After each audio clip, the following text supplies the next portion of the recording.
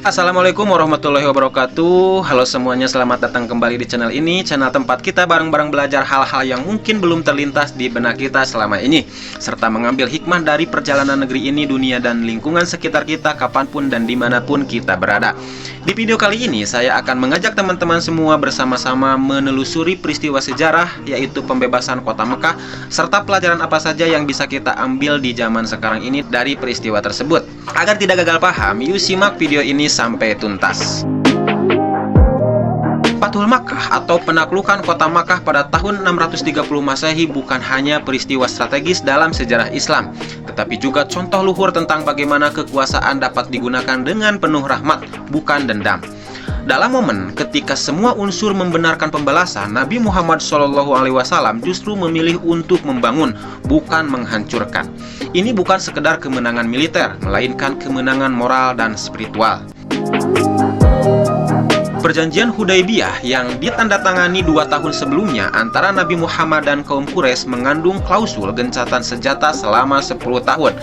Namun, perjanjian itu dilanggar ketika sekutu Quraisy Bani Bakar menyerang sekutu Muslim Bani Khuza'ah. Ketika peristiwa ini sampai ke Madinah, Nabi Muhammad melihat bahwa Quraisy telah membuka peluang untuk mengakhiri perjanjian secara sah. Tanpa menunda waktu, beliau memutuskan untuk memobilisasi pasukan besar dalam ekspedisi damai yang luar biasa. Adapun pihak yang terlibat dalam peristiwa Fathul Makkah ini tentu Nabi Muhammad SAW dan sekitar 10.000 pasukan muslim dari Madinah dan suku-suku lain. Kemudian juga kaum Quraisy yang mayoritas masih musyrik dipimpin oleh tokoh-tokoh seperti Abu Sufyan dan yang lainnya.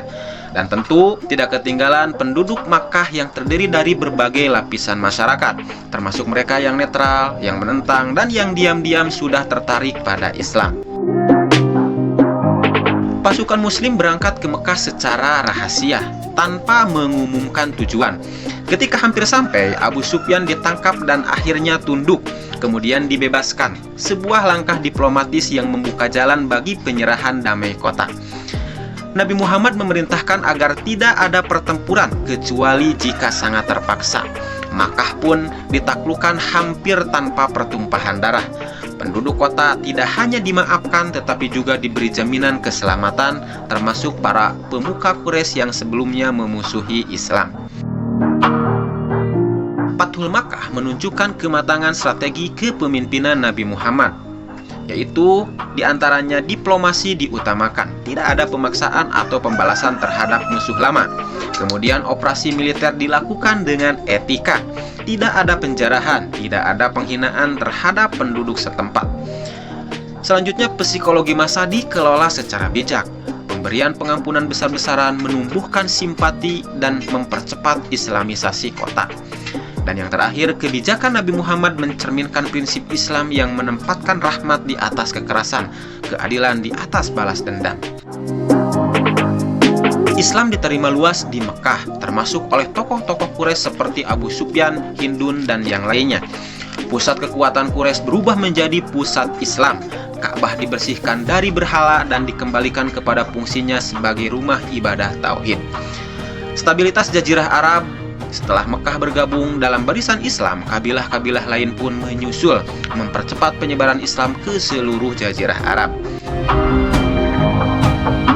Lalu, apa pelajaran untuk zaman sekarang? Kemenangan sejati bukan sekedar menaklukkan kota, tapi menaklukkan hati masyarakatnya. Nabi menunjukkan bahwa kekuasaan terbesar adalah kemampuan untuk memaafkan. Keadilan tidak identik dengan pembalasan. Meskipun Quraisy pernah menindas muslimin, mereka tidak dihukum secara kolektif. Ini menjadi pelajaran penting tentang keadilan transformatif. Kemudian mengelola kemenangan dengan rendah hati. Nabi Muhammad memasuki Makkah dengan kepala tertunduk, bukan dalam euforia atau arogansi.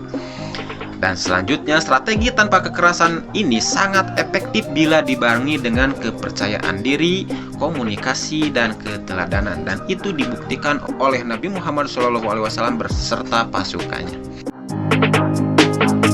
Jadi kesimpulannya, Fathul Makkah adalah contoh cemerlang dalam sejarah dunia tentang bagaimana kekuasaan dapat digunakan untuk membebaskan, bukan menindas, untuk memulihkan, bukan membalas. Peristiwa ini adalah pelajaran bagi semua pemimpin bahwa kemuliaan sejati terletak pada kemampuan untuk menyatukan manusia dalam kasih sayang, bukan dalam rasa takut.